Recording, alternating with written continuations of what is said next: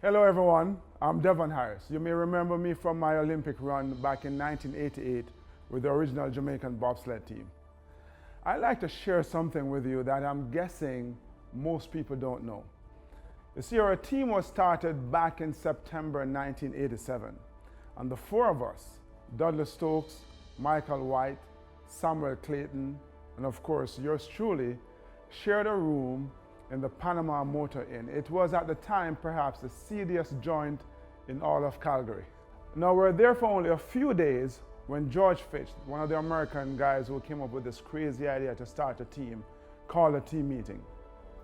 I remember the day clearly. It was Monday, October 19th, 1987. You may remember that as Black Monday. That's the day that the market experienced the largest single day decrease in the history of the Dow Jones. Now, George Fitch had assumed that once the word got out that Jamaica had a bobsled team, corporate sponsors would be beating down our doors. But those were early days yet, and there were no sponsors in sight.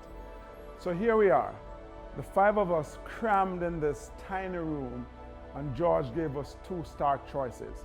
We could either go back to Jamaica and wait until we get corporate funding, or we could stay in Calgary and scrounge. It was an amazing day. Here it is that people had lost so much money, many of them had lost hope, but yet that day, hope was all we had. That was the day also that the fate of Jamaica bobsled was sealed, because without hesitation, each of us decided that we would stay and fight. And it's the first time Jamaica's gone to the Olympics, and based on their recent training, they've learned the sport very, very fast. Because what we're trying to do is we want to show the world that Jamaica indeed has the best athletes. It takes a good athlete to learn a sport very quickly, especially a sport you never heard of before. So here we were, committed to this dream with no money, and something had to give. So we badgered and badgered and badgered, and eventually George relented and printed these shirts that we could sell and support ourselves. They declared our team the hottest thing on ice. Remember that? We were the hottest thing on ice. And we sold those things everywhere. I can't tell you how many times we went into a club with a bag of shirts under our arm, boogie up beside a couple, whip a shirt out and go, "Hey man, you want to buy a shirt?" And oftentimes, the guy said no, but then the girl said yes, and he ended up paying, and we got dinner. Sound like a good trade, right? We literally had to sell those shirts to eat. But more importantly, we sold them to feed our dreams. Today, the idea of the Jamaican bobsled team reaches far beyond the conventional notion of a country feeling Olympic hopefuls.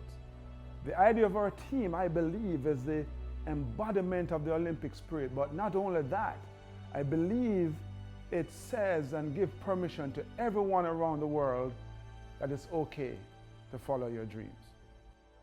And instead of selling t-shirts in nightclubs, we are reaching out to all the dreamers and the visionaries around the world to help us start this new chapter. The next generation of Jamaican bobsledders have already started their preparation for the next season, and we would like to take you along for the ride through our new television reality show. It will give you a backstage pass, and you'll be able to see for the first time what it takes to become a bobsledder and what the road to the Olympics are like. By making a pledge, you'll help us raise the funds to get these athletes through this winter's competitive season, and it will all be captured on tape.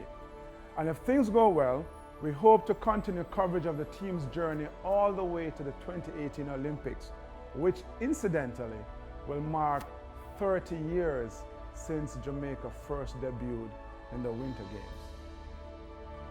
Thank you in advance for helping to tilt this brand new chapter in the history of Jamaica bobsled. Cool runnings.